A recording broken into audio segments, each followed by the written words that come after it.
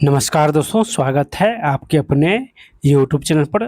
दोस्तों, अगर आप लोग भी बिहार जीविका का तैयारी करते हैं और चाहते हैं जॉब लेना, तो आप लोग भी तैयार हो जाइए, क्योंकि आपका एग्ज़ाम जो है वो सितंबर माह के अंत में होने का चांस है।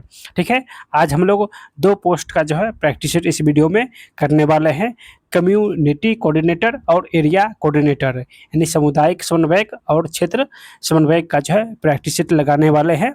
हम लोग इस वीडियो में प्रैक्टिस सेट नंबर 5 का जो है सॉल्यूशन करने वाले हैं। इससे पहले प्रैक्टिस सेट 1 से लेकर 4 तक जो है सॉल्यूशन कर चुके हैं। अगर आप लोग नहीं देखें तो प्लेलिस्ट बना हुआ है, वहाँ से जाके आप लोग देख लीजिएगा। दोस्तों, ये बिल्कुल नए पैटर्न के आधार पर जो है सारे प्रैक्टिस सेट आपको इस बुक में दिया गया है। यानी 70 क्वेश्चन वाला प्रैक्टिस सेट है। ठीक है, आपको 70 क्वेश्चन जो है वो 80 मिनट में बनाना है। तो आप लोग एक बार जो है यहाँ से सॉल्यूशन जो है वो देखकर जरूर जाइएगा। इसी प्रकार का जो है एग्ज़ाम आपका भी सेम पेपर जो है वो एग्ज़ाम में रहने वाला है। तो सारे पेपर यहाँ से आप लोग रिविज़न करके जाइएगा। ठीक है, अगर आप लोग इस बुक को परचेज करना चाहते हैं तो ऑनलाइन ऑफलाइन सभी जगह ये बुक आपको मिल जाएगा। कहीं से भी आज जो है इस बुक को परचेज कर सकते हैं, या आप लोग फ्री में पढ़ना चाहते हैं तो आप लोग हमारे इस यूट्यूब चैनल से फ्री में भी पढ़ सकते हैं। ठीक है, ऑनलाइन अगर ख़रीदना चाहते हैं तो कोने में भी आपको लिंक मिल जाएगा, यहाँ से आप लोग परचेज कर सकते हैं। ठीक है, तो दोस्तों, अगर आप लोग चाहते हैं कि किरण का भी प्रैक्टिस सेट आने वाला है और अरिहंत का भी, तो अगर आप लोग चाहते हैं कि जल्द से जल्द जो है किरण का भी प्रैक्टिस सेट स्टार्ट हो, तो आप लोग एक छोटा सा सहयोग कीजिएगा। आपका एक छोटा सा चैनल जो है वो 50,000 का जो है यानी 50,000 का जो है पार होने वाला है। ठीक है, तो आप लोग से गुजारिश है तो कि जल्द से जल्द जो है आप लोग इस चैनल को 50,000 का जो है एक छोटा सा परिवार बनाइए। ठीक है, आप लोग को और भी जो है प्रकाशन का प्रैक्टिस सेट करवाया जाएगा। तो हम लोग इस वीडियो का लक्ष्य रखते हैं सिर्फ 1000 लाइक का, 1000 लाइक का लक्ष्य रखते हैं, और सिर्फ 1000 सब्सक्राइबर का जो है वो लक्ष्य रखते हैं। तो जितने भी साथी नए हैं जल्दी से आप लोग सब्सक्राइब कर लीजिए और इस वीडियो को अधिक से अधिक शेयर कीजिए, ताकि आपको किरण का भी प्रैक्टिस सेट मिल सके और अरिहंत का भी जो है वो प्रैक्टिस सेट आपको मिल सके। तो जल्द से जल्द जो है इस वीडियो को अधिक से अधिक शेयर कीजिए, सब्सक्राइब कीजिए और लाइक कीजिए। जितना ज़्यादा आप लोग का सपोर्ट मिलेगा उतना जो है आप लोग का प्रैक्टिस जो है वो फास्ट मिलेगा। ठीक है, चलिए हम लोग सारे क्वेश्चन को जो है बहुत ही अच्छे तरीके से सॉल्यूशन करने वाले हैं। बस आप लोग वीडियो को अच्छे तरीके से एक बार ज़रूर देख लीजिएगा। सभी क्वेश्चन को हम लोग विस्तृत हल के साथ भी सॉल्यूशन करने वाले हैं। Math, reasoning, current affairs, GK, GS सारे क्वेश्चन।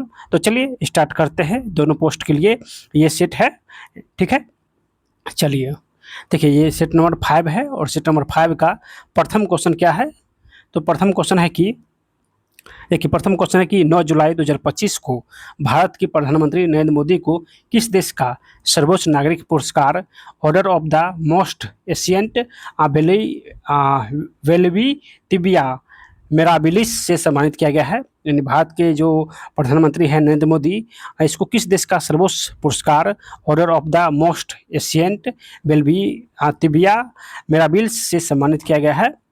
तो इसका आंसर जल्दी से आप लोग बताइए। तो इसका आंसर हो जाएगा दोस्तों option number A, Namibia. Namibia जो है इसका करेक्ट आंसर हो जाएगा।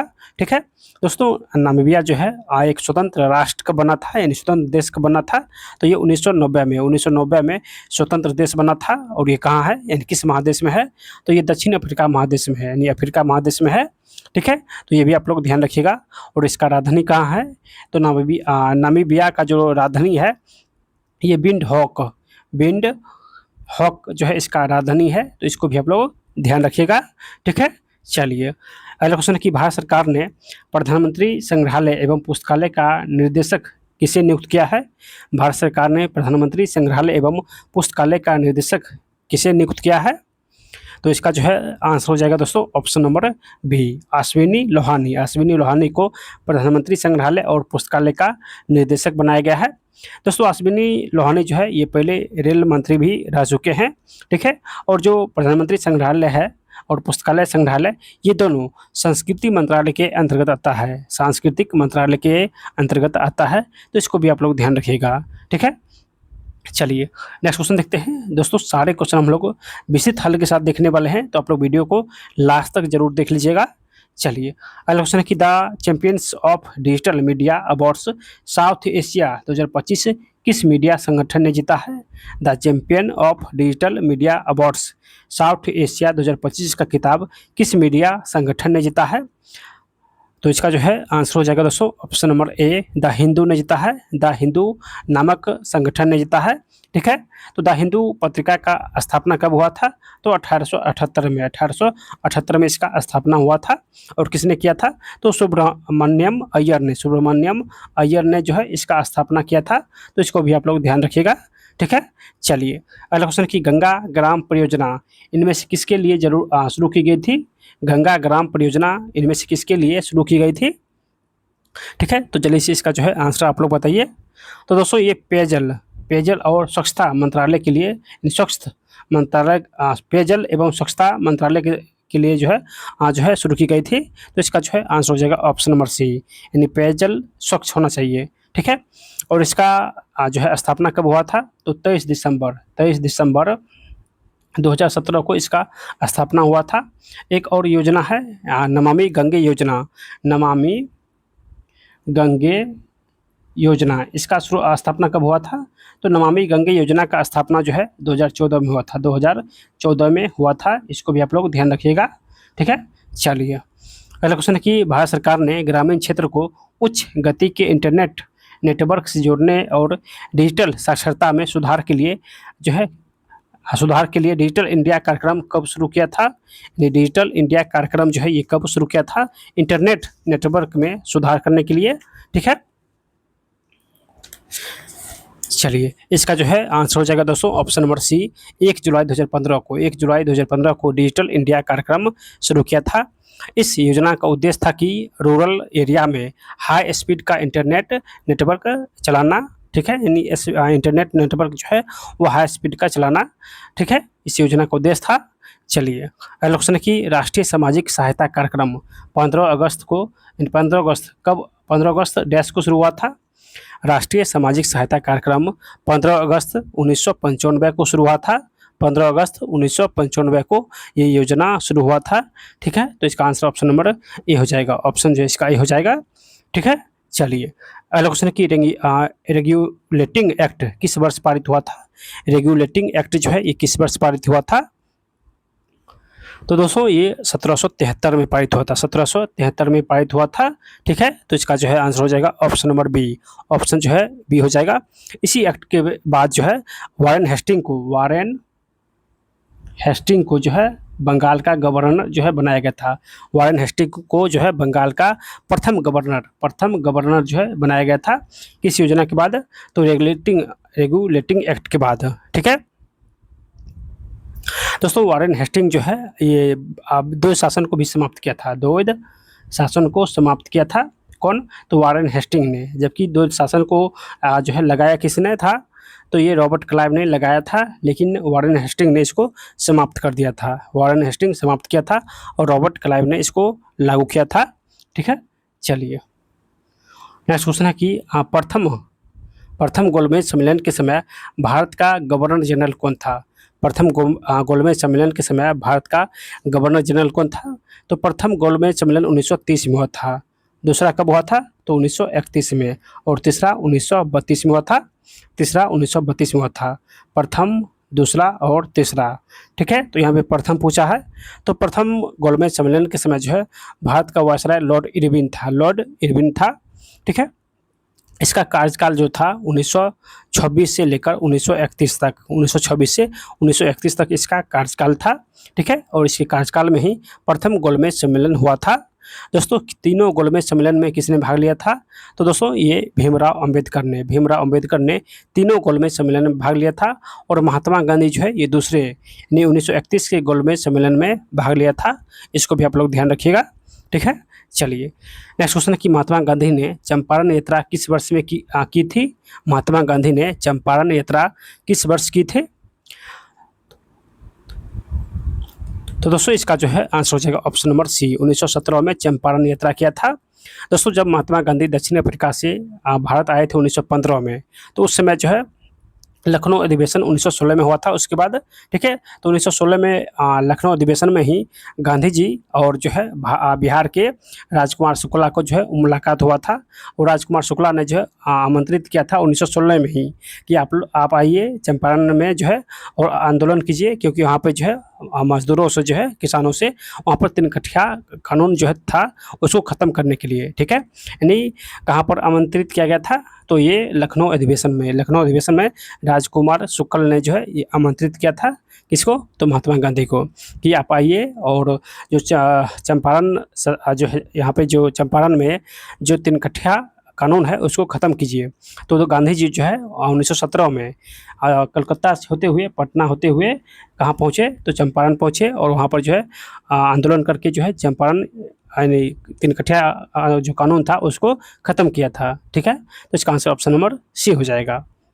चलिए नेक्स्ट क्वेश्चन है कि 1948 में वैश्विक व्यापार को विनियमित करने के लिए गेट का स्थापना की गई थी। यानी 1948 में वैश्विक व्यापार को विनियमित करने के लिए गेट को स्थापना की गई थी।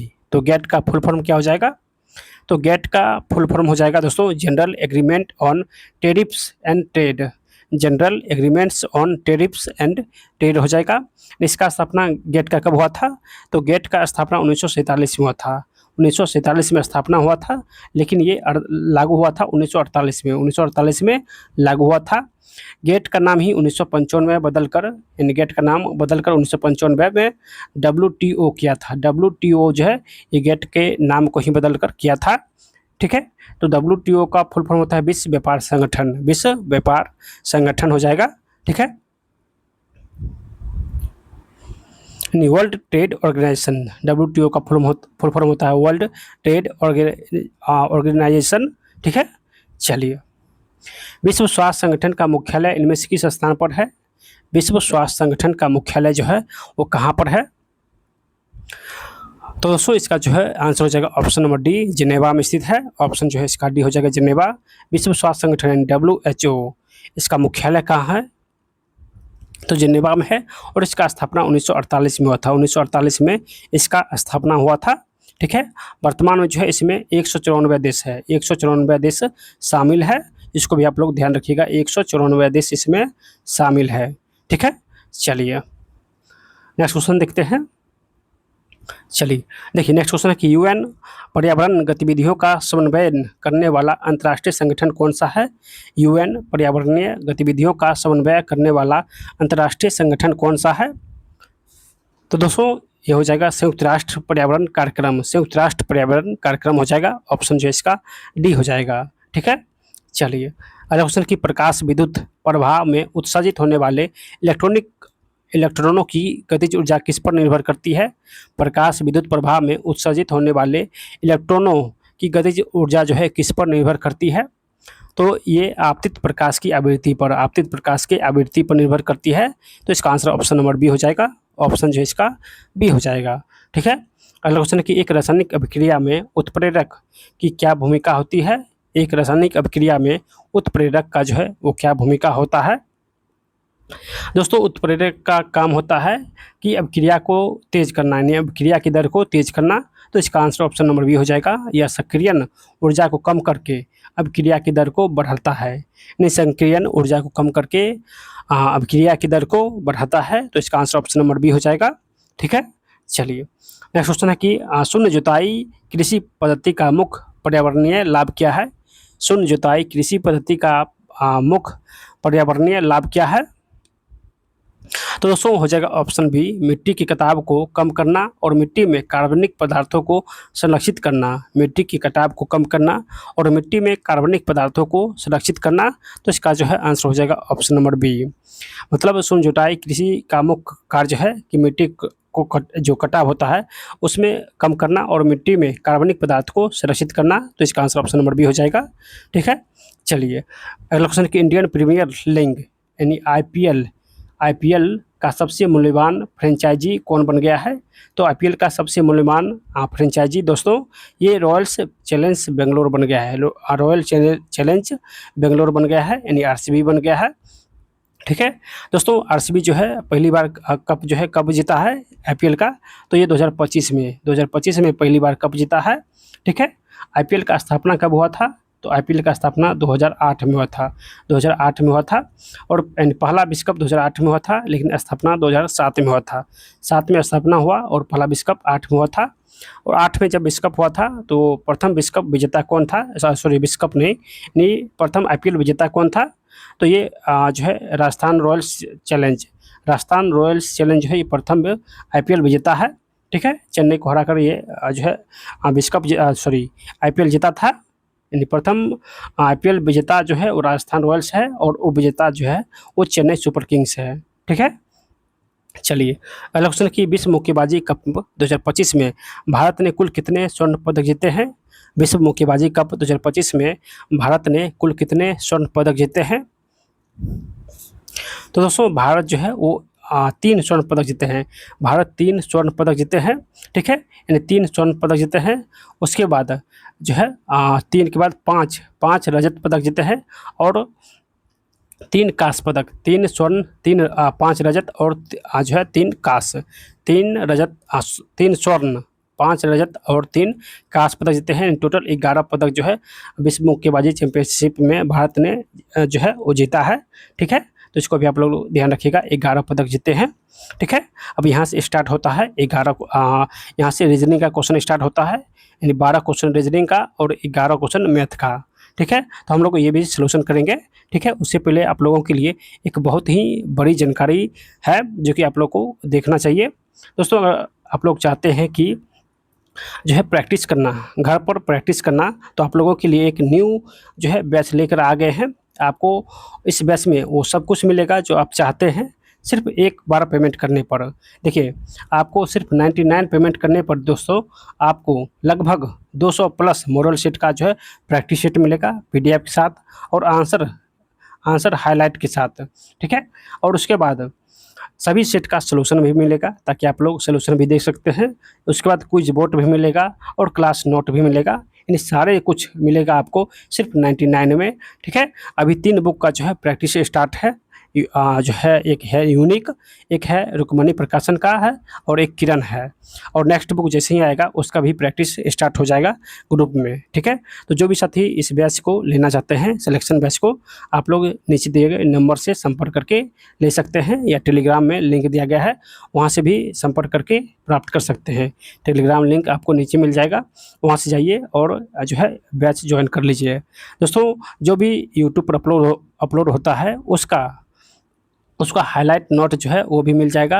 अगर आप लोग प्रैक्टिस घर बैठे करना चाहते हैं डेली 2 से 3, तो आपको हमारे ग्रुप में ज्वाइन करना होगा, जहां पर आपको 2 प्रैक्टिस सेट मिलेगा और क्लास नोट भी मिलेगा और कुछ भी बहुत सारे नोट भी वहां पर अपलोड हो रहा है।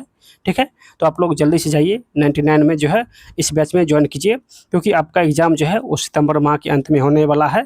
तो जितना हो सके आप लोग यहाँ से रिविज़न कीजिए।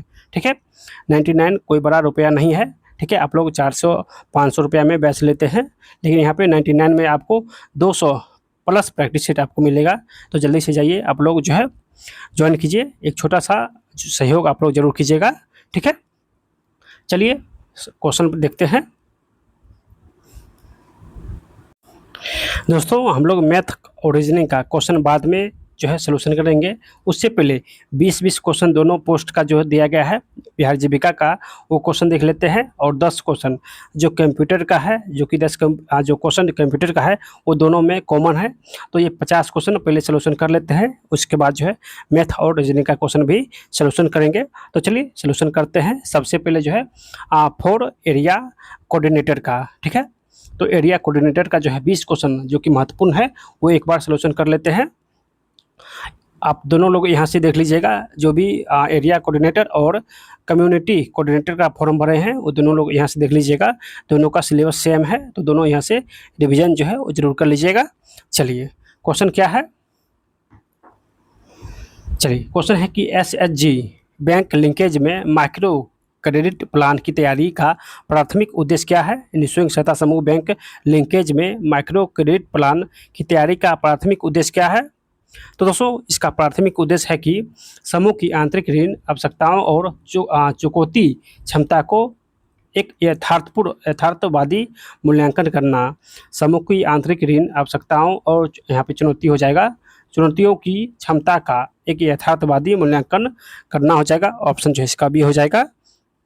चलिए अगला क्वेश्चन कि के कार्यान्वयन में मनरेगा के कार्यान्वयन में एक एरिया कोऑर्डिनेटर के लिए कार्य की मांग और मास्टर रोल के बीच संबंध की निगरानी का मुख्य कारण क्या है?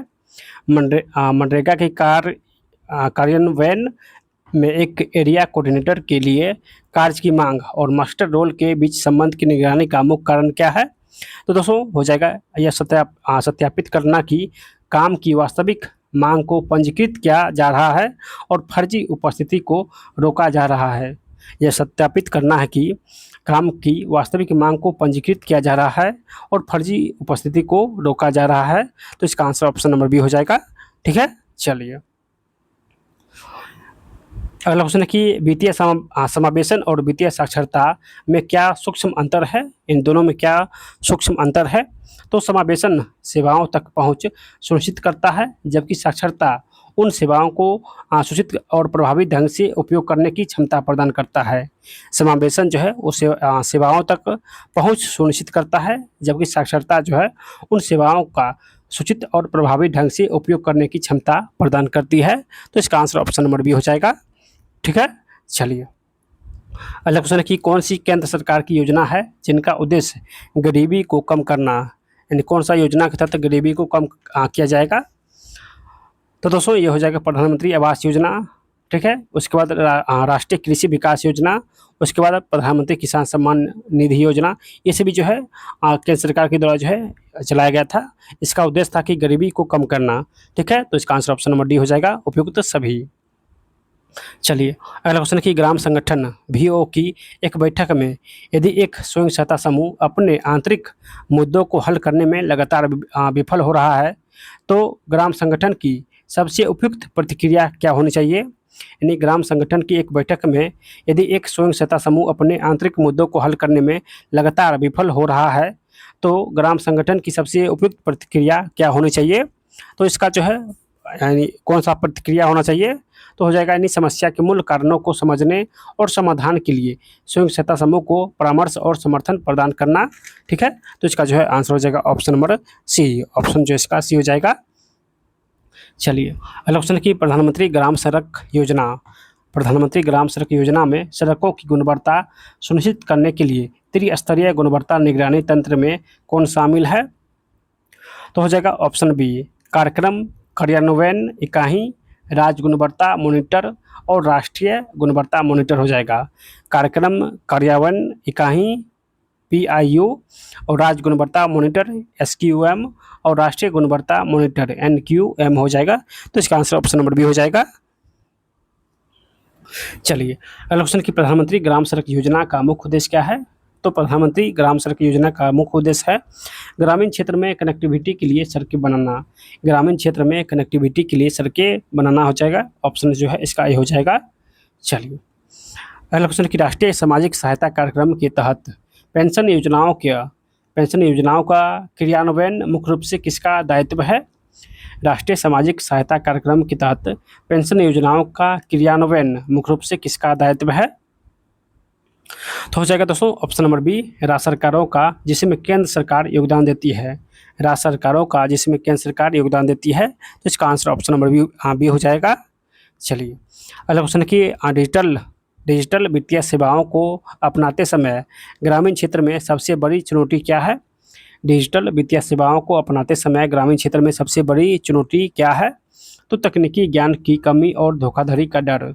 तकनीकी ज्ञान की कमी और धोखाधड़ी का डर हो जाएगा ऑप्शन बी। अगला क्वेश्चन कि कौन सा स्वयं सहायता समूह का एक तत्व है? तो स्वयं सहायता समूह का तत्व कौन सा है? तो राजनीतिक भागीदारी हो जाएगा। चलिए अगला क्वेश्चन कि ग्राम संगठन और क्लस्टर लेवल फेडरेशन को उच्च स्तर के फेडरेशन कहा जाता है, क्यों? ग्राम संगठन और क्लस्टर लेवल फेडरेशन को उच्च स्तर के फेडरेशन कहा जाता है, क्यों? तो दोस्तों हो जाएगा स्वयं सहायता समूह से ऊपर की संरचनाएं हैं, स्वयं सहायता समूह से ऊपर की संरचनाएं हैं, यानी इसका आंसर ऑप्शन नंबर बी हो जाएगा। अगला क्वेश्चन कि SHG स्वयं सहायता समूह बैंक लिंकेज का महत्व क्या है, स्वयं सहायता समूह बैंक लिंकेज का महत्व क्या है। तो ग्रामीण क्षेत्र में विभिन्न वित्तीय उत्पादकों को उपलब्ध कराना, ग्रामीण क्षेत्र में विभिन्न वित्तीय उत्पादों को उपलब्ध कराना, ऑप्शन जो है इसका बी हो जाएगा। चलिए अगला क्वेश्चन कि एक सफल मूल्य श्रृंखला विकास, एक सफल मूल्य श्रृंखला विकास हस्तक्षेप में अंतिम चरण क्या होना चाहिए। तो अंतिम चरण जो है दोस्तों ब्रांडिंग, गुणवत्ता प्रमाणन और अंतिम उपभोक्ता के साथ सीधे संबंध स्थापित करना होगा। ब्रांडिंग, गुणवत्ता प्रमाणन और अंतिम उपभोक्ता के साथ सीधे संबंध स्थापित करना होगा। तो इसका आंसर ऑप्शन नंबर बी हो जाएगा। ठीक है, चलिए अगला क्वेश्चन कि जीविकोपार्जन संवर्धन में क्या शामिल है। जीविकोपार्जन संवर्धन में क्या शामिल है। तो दोस्तों हो जाएगा केवल कृषि आधारित आजीविका, गैर कृषि और ऑफ फॉर्म आजीविका, मूल्य श्रृंखला और बाजार लिंकेज, मूल्य श्रृंखला और बाजार लिंकेज हो जाएगा। तो उपयुक्त सभी हो जाएगा, यानी ऑप्शन इसका डी हो जाएगा। चलिए अगला क्वेश्चन कि फॉर्म आधारित आजीविका में क्या शामिल होता है। फॉर्म आधारित आजीविका में क्या शामिल होता है। तो दोस्तों इसमें कृषि, बागवानी और पशुधन शामिल होता है। कृषि, बागवानी और पशुधन शामिल होता है, ऑप्शन इसका सी हो जाएगा। चलिए अगला क्वेश्चन कि गैर कृषि और ऑफ फॉर्म आजीविकाओं की विशेषता क्या है। गैर कृषि और ऑफ फॉर्म आजीविकाओं की विशेषता क्या है। तो विनिर्माण, सेवा और व्यापार हो जाएगा। विनिर्माण, सेवा और व्यापार हो जाएगा, ऑप्शन इसका सी हो जाएगा। चलिए अगला क्वेश्चन कि मूल्य श्रृंखला और बाजार लिंकेज का उद्देश्य क्या है। मूल्य श्रृंखला और बाजार लिंकेज का जो है उद्देश्य क्या हो जाएगा। तो ऑप्शन इसका बी हो जाएगा। उत्पाद के मूल्य को बढ़ाना और उन्हें बाजार से जोड़ना। उत्पाद के मूल्य को बढ़ाना और उसे बाजार से जोड़ना, ऑप्शन जो है इसका बी हो जाएगा। चलिए अगला क्वेश्चन कि बिहार में मुख्यमंत्री आवास योजना ग्रामीण किसके लिए है। तो बिहार में मुख्यमंत्री आवास योजना जो है वो किसके लिए है। तो वे परिवार जो बीपीएल श्रेणी में है और उसको प्रधानमंत्री आवास योजना के तहत शामिल नहीं किया गया है, जिसको प्रधानमंत्री आवास योजना नहीं मिला है उसको मुख्यमंत्री आवास योजना दिया जाएगा। ठीक है, तो इसका आंसर ऑप्शन नंबर बी हो जाएगा। चलिए किसानों को वित्तीय सहायता प्रदान करने के लिए केंद्र सरकार की योजना का नाम क्या है। किसानों को वित्तीय सहायता प्रदान करने के लिए केंद्र सरकार की योजना का नाम क्या है। तो हो जाएगा ऑप्शन बी, प्रधानमंत्री किसान सम्मान निधि। प्रधानमंत्री किसान सम्मान निधि हो जाएगा। चलिए और अगला क्वेश्चन है कि जीविका बिहार ग्रामीण आजीविका संवर्धन सोसाइटी किस प्रकार की पहल है। जीविका बिहार ग्रामीण आजीविका संवर्धन सोसाइटी किस प्रकार का पहल है। तो बिहार सरकार की पहल है, बिहार सरकार की पहल है, इसका आंसर ऑप्शन नंबर बी हो जाएगा। ठीक है, चलिए अब हम लोग यहाँ से नेक्स्ट पोस्ट के लिए देखेंगे फॉर कम्युनिटी कोऑर्डिनेटर का। ठीक है, चलिए तो प्रथम क्वेश्चन है कि प्रधानमंत्री आवास योजना और बिहार के मुख्यमंत्री आवास योजना में मुख्य अंतर क्या है। इन दोनों में मुख्य अंतर क्या है। तो जो है मुख्यमंत्री जो आवास योजना है उसमें मुख्य रूप से उन बीपीएल परिवारों को लक्षित करती है जो प्रधानमंत्री आवास के दायरे में नहीं आते हैं। ठीक है, मुख्यमंत्री ग्राम योजना जो है आवास योजना जो है उन बीपीएल परिवारों को देता है जिसको प्रधानमंत्री आवास योजना नहीं मिला है। ठीक है, तो इसका आंसर ऑप्शन नंबर सी हो जाएगा। स्वयं सहायता समूह एसएचजी के जीवन चक्र में नियमित बचत आंतरिक लेन देन के चरण के बाद आमतौर पर क्या आता है। तो इसमें जो है बड़े ऋण के लिए बैंक के साथ लिंकेज का प्रयास करना, बड़े ऋण के लिए बैंक के साथ लिंकेज का प्रयास करना हो जाएगा, ऑप्शन जो है इसका बी हो जाएगा। चलिए दीनदयाल अंत्योदय योजना, दीनदयाल अंत्योदय योजना में अंत्योदय शब्द का क्या अर्थ है। यानी अंत्योदय शब्द जो है इसका अर्थ है पंक्ति में खड़े अंतिम व्यक्ति या सबसे गरीब व्यक्ति का उत्थान करना। पंक्ति में खड़े अंतिम व्यक्ति या सबसे गरीब व्यक्ति का उत्थान करना, ऑप्शन इसका भी हो जाएगा। चलिए अगला क्वेश्चन है कि एक गांव में भूमिहीन और अकुशल युवाओं को एक समूह रोजगार के अवसर के लिए सामुदायिक समन्वयक से संपर्क करता है। समन्वयक को उन्हें गारंटी शुदा मजदूरी रोजगार के लिए सबसे पहले किस केंद्र सरकार की योजना के बारे में बताना चाहिए। ठीक है, तो इसका जो है आंसर हो जाएगा option number B, Mahatma Gandhi राष्ट्रीय ग्रामीण रोजगार गारंटी अधिनियम, यानी मनरेगा के बारे में, यानी मनरेगा के बारे में इसको बताना चाहिए कि इसके अंतर्गत जो है आपको 100 दिनों का जो है रोजगार मिलेगा। ठीक है, जो बेरोजगार है उसको 100 दिनों का रोजगार जो है वो मनरेगा के तहत मिलेगा। ठीक है, तो इसका आंसर ऑप्शन नंबर बी हो जाएगा। चलिए अगला क्वेश्चन है कि कौन सी कृषि आधारित आजीविकाओं की प्राथमिक विशेषता नहीं है? कौन सा कृषि आधारित आजीविकाओं की वो प्राथमिक विशेषता नहीं है? तो हो जाएगा ऑप्शन नंबर डी, निश्चित मासिक वेतन। ठीक है, निश्चित मासिक वेतन जो है ये कृषि आधारित आजीविकाओं की प्राथमिक विशेषता नहीं है। जबकि मौसम पर निर्भरता, आय में अनिश्चितता और भूमि एक महत्वपूर्ण संपत्ति है, ये सभी जो है वो कृषि आधारित आजीविकाओं की प्राथमिक विशेषता है। ठीक है, चलिए, बिहार में कुशल युवा प्रोग्राम का मुख्य उद्देश्य क्या है? बिहार में कुशल युवा प्रोग्राम KYP का मुख्य उद्देश्य है कि संचार, कंप्यूटर व्यवहार कौशल में प्रशिक्षण के माध्यम से युवाओं की रोजगार क्षमता में सुधार करना। तो इसका आंसर ऑप्शन नंबर सी हो जाएगा। चलिए, अगला क्वेश्चन की क्लस्टर स्तरीय संघ CLF का एक प्रमुख वित्तीय कार्य क्या है? CLF का एक वित्तीय कार्य क्या है? तो एक वित्तीय मध्यस्थ के रूप में कार्य करना, बैंकों से धन प्राप्त करना और उसे ग्राम संगठन तक पहुंचाना। एक वित्तीय मध्यस्थ के रूप में कार्य करना, बैंकों से धन प्राप्त करना और उसे ग्राम संगठन तक पहुंचाना। ऑप्शन इसका बी हो जाएगा। ठीक है, चलिए, अगला क्वेश्चन कि बिहार की राज्य सामाजिक सुरक्षा योजना आमतौर पर किन्हें सहायता प्रदान करती है? बिहार की राज्य सामाजिक सुरक्षा योजना आमतौर पर किन्हें सहायता प्रदान करती है? तो हो जाएगा दोस्तों, बुजुर्ग, विधवा और दिव्यांग व्यक्तियों जैसे कमजोर समूह को सहायता प्रदान करती है। बुजुर्ग, विधवा और दिव्यांग व्यक्ति जैसे कमजोर समूह को सहायता प्रदान करती है। ऑप्शन इसका सी हो जाएगा। PM किसान का पूर्ण रूप क्या है? तो PM किसान का जो है फुल फॉर्म प्रधानमंत्री किसान सम्मान निधि है। प्रधानमंत्री किसान सम्मान निधि है। चलिए, अगला क्वेश्चन कि बिहार की सतत जीविकोपार्जन योजना को अल्ट्रा पुअर ग्रेजुएशन अप्रोच कहा जाता है। इस संदर्भ में ग्रेजुएशन का अर्थ क्या है? तो ग्रेजुएशन का अर्थ है कि लाभार्थी परिवार का अत्यधिक गरीबी से बाहर निकालकर आत्मनिर्भर बनाना। लाभार्थी परिवार को अत्यधिक गरीबी से बाहर निकालकर आत्मनिर्भर बनाना। तो इसका आंसर ऑप्शन नंबर बी हो जाएगा। चलिए, कृषि पर ग्रामीण अर्थव्यवस्था की निर्भरता अक्सर किस प्रकार के रोजगार पैटर्न को जन्म देती है? कृषि पर ग्रामीण अर्थव्यवस्था की निर्भरता अक्सर किस प्रकार की रोजगार पैटर्न को जन्म देती है? तो ये मौसमी रोजगार हो जाएगा। ऑप्शन इसका बी हो जाएगा। मनरेगा के तहत आमतौर पर किस तरह के कार्य किए जाते हैं? तो मनरेगा के तहत ग्रामीण क्षेत्र में टिकाऊ सार्वजनिक संपत्ति जैसे तालाब, नहर और सड़क का निर्माण किया जाता है। ऑप्शन इसका सी हो जाएगा। चलिए, ग्रामीण क्षेत्र में बीमा मॉडल को बढ़ावा देने से समुदाय को क्या प्रबंधित करने में मदद मिलती है? ग्रामीण क्षेत्र में बीमा मॉडल को बढ़ावा देने से समुदाय को क्या प्रबंधित करने में मदद मिलती है? तो बीमारी, फसल खराब होने या मृत्यु जैसे घटनाओं से जुड़े वित्तीय जोखिम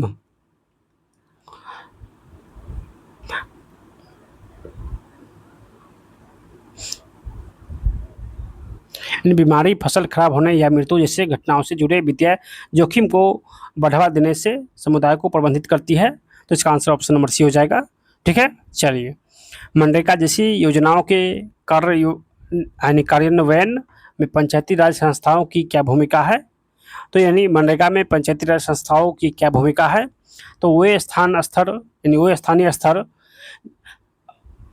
स्तर पर प्राथमिक कार्यान्वयन एजेंसी है जो कार्यों की योजना बनाने और जॉब कार्ड जारी करने के लिए जिम्मेदार है। यानी योजना बनाना और जॉब कार्ड जारी करना ये पंचायती राज संस्थाओं का कार्य है।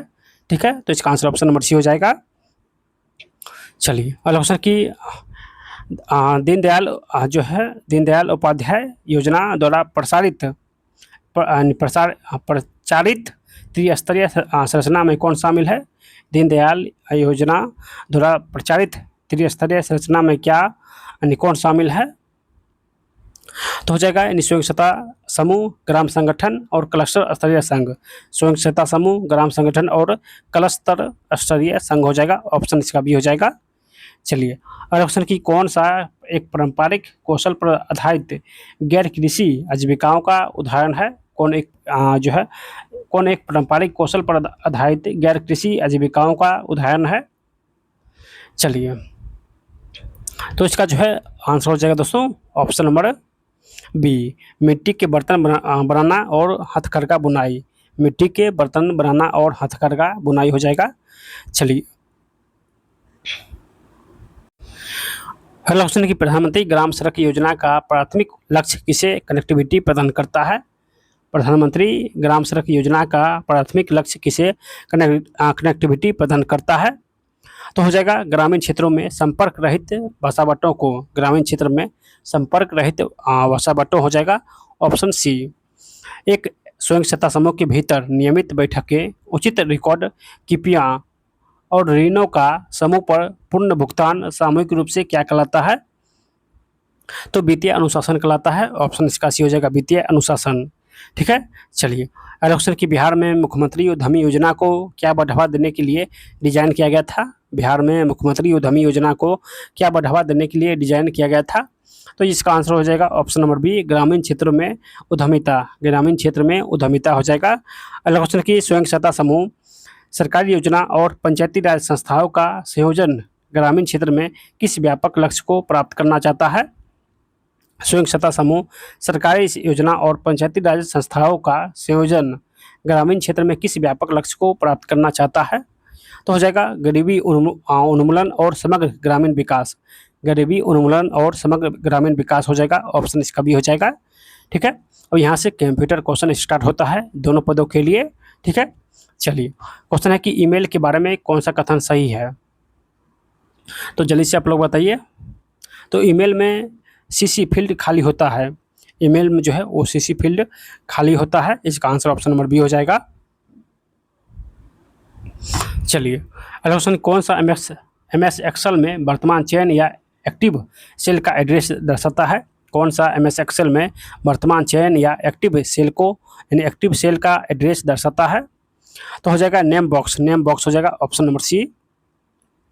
URL शब्द का अर्थ क्या है? URL शब्द का अर्थ है कि uniform resource locator. Uniform resource locator हो जाएगा ऑप्शन नंबर डी। चलिए अगला क्वेश्चन है कि कौन सा एक वर्ड प्रोसेसिंग सॉफ्टवेयर नहीं है? कौन सा एक वर्ड प्रोसेसिंग सॉफ्टवेयर नहीं है? तो हो जाएगा option number B, MS Excel.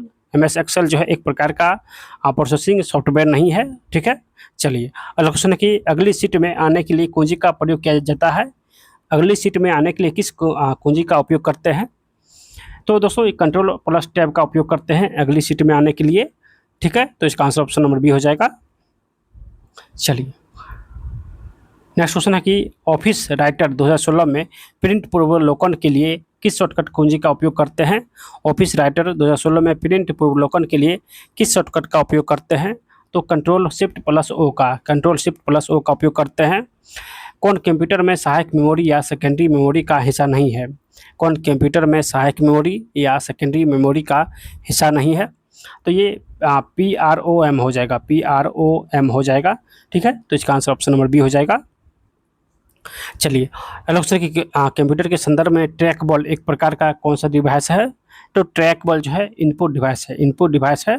ठीक है, चलिए नेक्स्ट क्वेश्चन है कि वेबसाइट द्वारा बनाई गई एक छोटी टेक्स्ट फाइल, वेबसाइट के द्वारा बनाई गई एक छोटी टेक्स्ट फाइल जो उस स्टेशन के लिए अस्थायी रूप से उपयोगकर्ता के कंप्यूटर में संग्रहित होती है वह कहलाती है? तो यानी वह क्या कहलाती है? तो वह जो है वो कुकीज कहलाती है। ऑप्शन इसका सी हो जाएगा। चलिए नेक्स्ट क्वेश्चन है कि कोबोल का पूर्ण रूप क्या हो जाएगा? तो कोबोल का फुल फॉर्म हो जाएगा कॉमन बिजनेस ओरिएंट लैंग्वेज हो जाएगा कोबोल का फुल फॉर्म, यानी इसका आंसर ऑप्शन नंबर सी हो जाएगा। ठीक है, तो यहाँ से हम लोग अब मैथ और रीजनिंग का क्वेश्चन जो है वो स्टार्ट करते हैं। ठीक है, तो दोस्तों आप लोग को ये वीडियो कैसा लग रहा है आप लोग कमेंट के माध्यम से हमें ज़रूर बताइएगा। अगर आप लोग चाहते हैं कि नेक्स्ट वीडियो जल्द से जल्द अपलोड हो तो जल्दी से आप लोग सेट नंबर 6 लिखकर जो है कमेंट कीजिए। ठीक है, जितना जल्दी आप लोग का कमेंट फास्ट मिलेगा उतना जल्दी फास्ट आप लोग को जो है वीडियो भी मिलेगा। ठीक है, तो आप लोग जल्दी से जल्दी जो है कमेंट में जो है सेट नंबर 6 लिखकर जो है कमेंट जरूर कीजिएगा। ठीक है, और आप लोग बताइएगा कि इस सेट में आपको क्या अच्छा लगा, क्या जो है ख़राब लगा, आप लोग बता सकते हैं। ठीक है, चलिए मैथ का क्वेश्चन स्टार्ट करते हैं और रीजनिंग दोनों मिला के स्टार्ट करते हैं। 23 क्वेश्चन यानी 22 क्वेश्चन रीजनिंग का और 11 क्वेश्चन मैथ का, तो दोनों मिला के 23 क्वेश्चन होता है। तो इसको भी हम लोग सोल्यूशन करते हैं। चलिए यहाँ से रीजनिंग का क्वेश्चन स्टार्ट होता है। ठीक है, देखिए A1 है, उसके बाद B 27 है और C 125 है। तो अगला संख्या क्या हो जाएगा? तो देखिए यहाँ पे ए है तो ए से बी हुआ, यानी एक यहाँ पे जो जुटा है, फिर बी में एक जुटा है तो सी हो गया, फिर सी में एक जुड़ेंगे तो डी हो जाएगा। और ये देखिए ये 1 का क्यू हो जाएगा, फिर ये 3 का क्यू हो जाएगा, फिर नेक्स्ट ये 5 का क्यू है। तो यहाँ पे देखिए 1, 3 और 5 है, तो अगला संख्या विषम संख्या हो जाएगा 7 का क्यू। तो 7 का क्यू हो जाएगा 343, 343 हो जाएगा। ठीक है, तो इसका जो है आंसर हो जाएगा option number B, D 343, D 343 हो जाएगा। ठीक है, चलिए इसका आंसर ऑप्शन नंबर बी हो जाएगा, ऑप्शन इसका बी हो जाएगा। चलिए नेक्स्ट क्वेश्चन है कि बताइए पी और क्यू अंकगणितीय संक्रिया है। यदि 24p 12q 13 बराबर 15 होता है, 16q 15p p 14 यानी 16q 56p 14 20 होता है, तो 87p 29q 22 बराबर क्या हो जाएगा। तो सबसे पहले यहाँ पे 24 और यहाँ पे देखिए p है तो p यहाँ पे लिखेंगे, और फिर 12 है, उसके बाद q है और 13 है, यानी इसका मान 15 आपको निकालना है। उसके बाद है नीचे में 16q 56p और 14। ठीक है, तो यहाँ पे यानी प्लस माइनस गुना और भाग, यानी 4 चिन्ह में से यहाँ पे क्या रखें, पी और क्यू के स्थान पर, जो कि 15 हो जाएगा।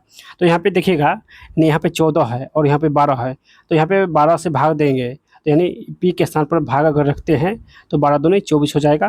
ठीक है, तो यहाँ पे और क्यू के स्थान पर, या क्यू के स्थान पर अगर हम लोग जोड़ रखते हैं तो यहाँ पे हो जाएगा 12 दूनी 24, तो 2 हो जाएगा। ठीक है, और प्लस है तो प्लस देंगे और 13 हो जाएगा, तो 13 2 15 यहाँ पे निकल रहा है, यानी क्यू के स्थान पर जोड़ रखने पर और पी के स्थान पर भागा रखने पर। तो यहाँ पे भी देंगे, यहाँ पी है तो यहाँ पे भाग देंगे, तो पी के स्थान पर भागा देंगे तो 14 चौके 56 हो जाएगा, यानी 4 हो जाएगा। फिर क्यू के स्थान पर जोड़ देंगे, यहाँ पे जोड़ देंगे तो 16 और यहाँ से 4 निकला है, यहाँ पे देखिए 4 निकल गया है, तो 16 में 4 जोड़ेंगे तो 20 हो जाएगा। तो यहाँ पे देखिए 20 भी दिया गया है, इन 20 करा निकालने के लिए, तो 20 निकल गया। उसी प्रकार हम लोग आगे बनाएंगे, 87 है, उसके बाद पी है 29 है और क्यू 22 है। तो पी के स्थान पर क्या देंगे, तो पी के स्थान पर जो है यहाँ पे देखिए पी के स्थान पर भाग लिए हैं, तो यहाँ पे पी के स्थान पर जो है भाग देंगे। ठीक है, 29 हो जाएगा, और क्यू के स्थान पर गुना देंगे 22। ठीक है, यानी जोड़ देंगे क्यू के स्थान पर, यहाँ पे क्यू के स्थान पर जोड़ देंगे। ठीक है, तो यहाँ पे जोड़ का चिन्ह देंगे, तो 29 या 87 होता है प्लस 22, तो 22 3 25 हो जाएगा, 22 3 25। तो इसका जो है आंसर हो जाएगा ऑप्शन नंबर ए, यानी इसका आंसर 25 हो जाएगा। ठीक है, चलिए नेक्स्ट क्वेश्चन है कि करा कि बताइए कौन सा जो है वो असंगत है, कौन सा ऑप्शन जो है वो गलत है। ठीक है, तो प्रथम ऑप्शन देखेंगे एम है, ओ है, क्यू है और एस है। तो यहाँ पर देखिएगा तो एम में 2 जोड़ेंगे तो ओ हो जाएगा। ठीक है, ओ में 2 जोड़ेंगे तो क्यू हो जाएगा। ठीक है, फिर क्यू में 2 जोड़ेंगे तो एस हो जाएगा। फिर नेक्स्ट देखते हैं 2 नंबर, ये ए नंबर था, अब हम लोग बी नंबर चेक करेंगे। एस है, यू है, डब्ल्यू है और वाई है।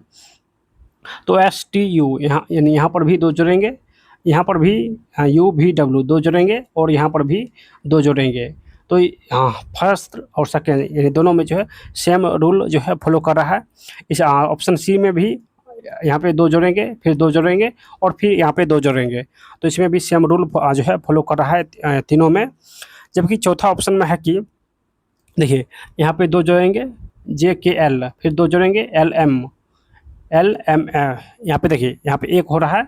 ठीक है, उसके बाद एम एन ओ पी यहाँ पे 3 बढ़ रहा है, मतलब यहाँ पे जो है गलत दिया गया है ऑप्शन नंबर डी, जो कि इसका जो है रूल यहाँ जो तीनों है वो फॉलो कर रहा है, लेकिन चौथा ऑप्शन जो है वो फॉलो कर नहीं रहा है, इसलिए इसका जो है आंसर हो जाएगा ऑप्शन नंबर डी, ऑप्शन जो है इसका डी हो जाएगा। चलिए नेक्स्ट क्वेश्चन है कि देखिए क्वेश्चन है कि बहस मतलब लड़ाई, बहस होगा तो लड़ाई होगा। ठीक है, उदास मतलब नहीं, उदास होने का मतलब है कि तनावग्रस्त है, इसलिए आप उदास है, तो इसका आंसर ऑप्शन नंबर डी हो जाएगा। चलिए नेक्स्ट क्वेश्चन है कि 7 है, देखिए यहाँ पे 7 हो जाएगा, उसके बाद 20 हो जाएगा, फिर 46 हो जाएगा, 85, 137, उसके बाद यहाँ पे क्या हो जाएगा, और उसके बाद भी संख्या दिया गया है 280 और 371। तो यहाँ पे देखिएगा 7 में 13 जोड़ेंगे तो 20 हो जाएगा। फिर इस यहाँ पे देखिए 20 में 26 जोड़ेंगे तो 46 हो जाएगा। 46 में जो है 39 जोड़ेंगे तो 85 हो जाएगा। 85 में जो है 65, 85 में 52, यहाँ पे 52 जोड़ेंगे तो 137 हो जाएगा। तो यहाँ पे देखिए 13 बढ़ते गया है। यहाँ पे 13 जोड़ेंगे तो 26 हो जाएगा। 26 में 13 जोड़ेंगे तो 39 हो जाएगा। 39 में 13 जोड़ेंगे तो 52 हो जाएगा। तो 52 में 13 जोड़ेंगे तो 3 2 5, 5 1 6, यानी 65 हुआ। तो इसमें 65 जोड़ेंगे तो 7 5 12, 6 3 9, 1 10, 1 1 2, यानी 202 हो जाएगा। 202 हो जाएगा। ठीक है, यानी इसके स्थान पर जो है 202 हो जाएगा। ठीक है, जो कि ऑप्शन नंबर डी में दिया गया है। ऑप्शन जो है इसका आंसर डी में दिया गया है। ठीक है, चलिए नेक्स्ट क्वेश्चन है कि करे कौन असंगत है। प्रथम आर आई है, दूसरा नंबर बी नंबर है एच और एस, एच और एस है। सी नंबर है पी और के, और डी नंबर है एल और पी। ठीक है, चलिए इसको सोल्यूशन करते हैं। देखिए आर 18 होता है और आई 9 होता है, तो दोनों का योग 27 हो जाएगा, यानी एक दूसरे का विपरीत होता है। ठीक है, उसके बाद देखिए यहाँ पे देखिए एच 8 होता है और एस 19 होता है, तो 19 और 8 एक दूसरे का विपरीत होता है और जोड़िएगा तो इसका भी योग 27 हो जाएगा। ठीक है, तो ओ पी यानी 16 होता है। ठीक है, और यहाँ पे के है, के 11 होता है, तो 16 और 11 जोड़िएगा तो इसका भी योग 27 हो जाएगा और एक दूसरे का विपरीत है। लेकिन ऑप्शन नंबर डी में देखिए, ऑप्शन डी एल और पी, तो एल जे के एल 12 होता है और ओ पी 16 होता है, तो 6 2 8, 1 1 2, ये 28 हो रहा है और एक दूसरे के विपरीत नहीं है, तो इसका आंसर ऑप्शन नंबर डी हो जाएगा, यानी ऑप्शन इसका डी हो जाएगा, जो कि ये गलत है। ठीक है, ये सभी का योग 27 है, लेकिन ऑप्शन डी का योग 28 हो रहा है और एक दूसरे के विपरीत भी नहीं है। ठीक है, इसलिए इसका आंसर ऑप्शन नंबर डी हो जाएगा। चलिए नेक्स्ट क्वेश्चन है, चलिए इसको हम लोग सोल्यूशन जो है अच्छे तरीके से करेंगे, शॉर्ट ट्रिक से। ठीक है, तो सबसे पहले हम बताए थे पिछले सेट में जो है इसको और इसको भूल जाइए। ठीक है, अब इस दोनों को तुलना कीजिए। ठीक है, 1 मिनट, यहाँ पे देखिए करा कि उस आकृति को पहचान कीजिए जो कि वाट के स्थान पर रखने पर तार्किक रूप से पहचान हो जाएगी। ठीक है, यहाँ पे जो है चिन्ह जो है वो बदल नहीं रहा है, लेकिन एक चीज़ आप देखिएगा, यहाँ पे देखिए एम सेम है, तीर का निशान ऊपर की ओर है, सेम है। फिर यहाँ पर भी तीर का निशान ऊपर की ओर है, सेम है। ठीक है, यहाँ पे देखिए ए और ए ये दोनों पलट गया है, यानी दर्पण जो है यहाँ पे देखिए पानी में देखा गया है, जल में देखिएगा तो ये पलट जाएगा। यहाँ पे ए को जल में देखा गया है, जल में इसका प्रतिबिंब यहाँ पे ए को बनाया गया है। उसके बाद देखिए ए हो गया है, तो अब तीर 2 नंबर में है कौन, तो 2 नंबर में है ऊपर की ओर तीर, तो इसको जो है 2 नंबर में जो है यहाँ पे दर्शाया गया है। ठीक है, इसको जल में जो है प्रतिबिंब बनाया गया है, तो ये नीचे की ओर हो गया है।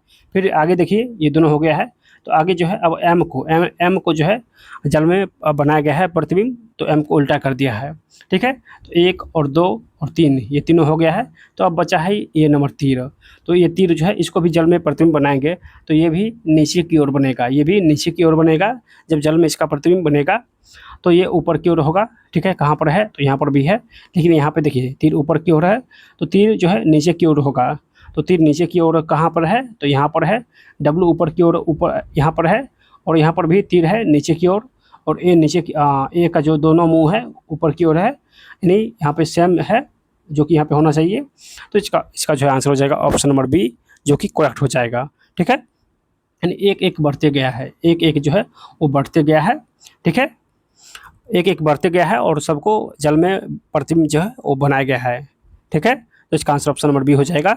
चलिए नेक्स्ट क्वेश्चन है, करें चिन्ह बदलने के लिए। ठीक है, देखिए 99 है, गुना के स्थान पर जो है क्या है, तो गुना के स्थान पर भाग है, तो यहाँ पे भाग देंगे 33। माइनस के स्थान पर जो है गुना है, तो गुना देंगे 70, और भाग के स्थान पर क्या है, तो भाग के स्थान पर जोड़ है, तो जोड़ देंगे कितना, तो जोड़ है 90, यानी भाग के स्थान पर जोड़ देंगे और उसके बाद 90 है तो 90 देंगे। फिर जोड़ है तो जोड़ के स्थान पर घटाव देंगे, तो घटा हो जाएगा 100। ठीक है, तो यहाँ से पहले गुना भाग वाला क्रिया करेंगे, तो भाग दीजिए, तो 33 या 99 और उसमें 70 से गुना कीजिए, फिर 90 इसमें जोड़िए और 100 घटाइए, तो 721, 210 प्लस 90 माइनस 100, यानी ये 300 हो जाएगा। 300 में से 100 माइनस कीजिएगा तो इसका आंसर हो जाएगा ऑप्शन नंबर डी 200। ठीक है, यानी इसका आंसर ऑप्शन नंबर डी हो जाएगा 200। चलिए नेक्स्ट क्वेश्चन है कि देखिए क्वेश्चन क्या है कि DIETY इसका संबंध है CJFS और X से। तो अगला इसका भी वही संबंध होगा ये दोनों का। तो अगला संख्या पूछा गया है कि बताइए अगला संख्या का संबंध किससे होगा। तो पहले हम लोग इस दोनों को सोल्यूशन करते हैं, ठीक है। देखिए डी में जो है एक माइनस किया गया है, यहाँ पे देखिएगा तो एक यहाँ पे माइनस किया गया है, ठीक है। उसके बाद आई के बाद जे होता है तो यहाँ पे एक जोड़ा गया है। फिर ई में देखिए ई में ए जोड़ा गया है, इन एक जोड़ा गया है, इन ई के बाद एफ होता है। फिर टी में देखिए टी में एक घटाया गया है, टी में एक घटाया गया है, और वाई में भी एक घटाया गया है। तो यहाँ पे एक्स है तो एक्स के बाद वाई होता है तो वाई में एक माइनस हुआ है। तो उसी प्रकार हम लोग यहाँ पर भी सेम क्रिया करेंगे, जिस प्रकार यहाँ पर क्रिया हुआ है, ठीक है, उसी प्रकार। तो जी है, एल है, ओ है, आर है और वाई है। तो सबसे पहले यहाँ पे देखिए एक माइनस हुआ है तो एक माइनस करेंगे, देन एफ और जी होता है, जी से पहले एफ होता है तो एफ देंगे। फिर देखिए अगला संख्या में एक जोड़ा गया है तो एक जोड़ेंगे तो एल के बाद एम होता है, एन जे के एल आई जे। तो एक मिनट यहाँ से देख लेते हैं।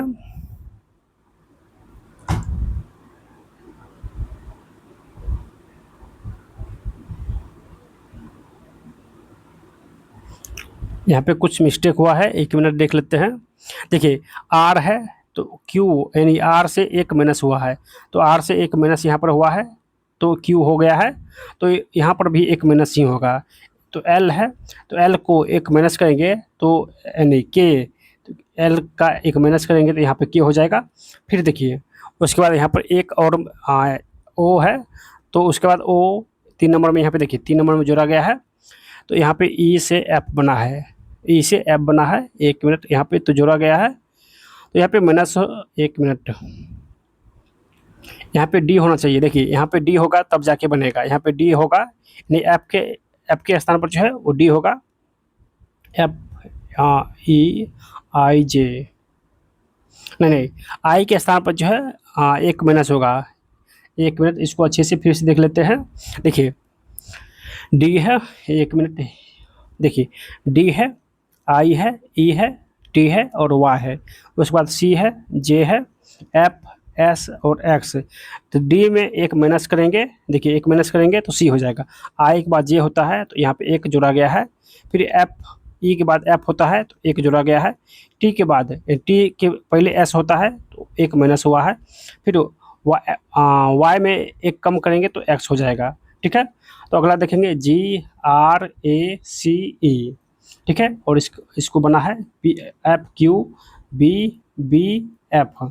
तो FG यहाँ पे हो जाएगा, यानी एक यहाँ पर भी माइनस हुआ है R तो QR होता है, यानी MNOPQR होता है। तो यहाँ पे एक माइनस हुआ है, देखिए गलती यहाँ पर हो रहा है, यहाँ पे एक जोड़ा गया है लेकिन यहाँ पे एक माइनस हुआ है, यानी R से Q बना है तो यहाँ पे एक माइनस हुआ है। फिर यहाँ पे देखिए एक जोड़ा गया है, उसके बाद एक माइनस किया गया है, फिर एक यहाँ पे जोड़ा गया है, ठीक है, यहाँ पर उल्टा किया गया है, ठीक है। तो इसका जो है आंसर दिया गया है, देखिए GLORY। तो यहाँ पे देखेंगे तो इसका जो है जी से एफ बना है तो जी से एफ बनने के लिए एक इसमें घटाएंगे। एल से जो है के हुआ है तो एल से के हुआ है तो यहाँ पर भी माइनस हुआ है। ओ से जो है पी हुआ है तो यहाँ पर एक जोड़ा गया है, ठीक है। आर से एक माइनस हुआ है तो यहाँ पे क्यू हो जाएगा। फिर यहाँ पे वाई से एक माइनस करेंगे तो एक्स हो जाएगा, यहाँ पे एक्स हो जाएगा, यानी एक प्लस वाला है बाकी सब माइनस वाला है। यहाँ पर भी देखिए एक प्लस, एक मिनट, यहाँ पर 2 प्लस वाला है और यहाँ पर देखिएगा तो यहाँ पर भी 1 और 2 प्लस वाला है, ठीक है। तो इसका जो है आंसर यहाँ पे लिया गया है ए, ठीक है। आप लोग बताइएगा इसका आंसर करेक्ट क्या हो जाएगा, ठीक है। चलिए अगला क्वेश्चन देख लेते हैं। देखिए क्वेश्चन क्या है, तो एक दुकान 5 दिनों में 500 रुपया, उसके बाद 600 रुपया, फिर 450 रुपया और 550 रुपया, फिर 400 रुपया अर्जित करता है। तो सभी को हम लोग जोड़ देंगे और इसमें जो है कितना 5 संख्या है, इन 5 दिनों है, तो 5 से इसमें भाग देंगे। यानी औसत पूछ रहा है, तो औसत निकालने के लिए सभी का योग और कुल संख्या का योग बट्टे कुल संख्या होता है, तो कुल संख्या यहाँ पर दे दिए। ठीक है, तो कुल संख्या का योग हो जाएगा 2500 और इसमें 5 से भाग देंगे, तो यहाँ से 500 जो है इसका करेक्ट आंसर हो जाएगा, जो कि ऑप्शन नंबर बी में दिया गया है।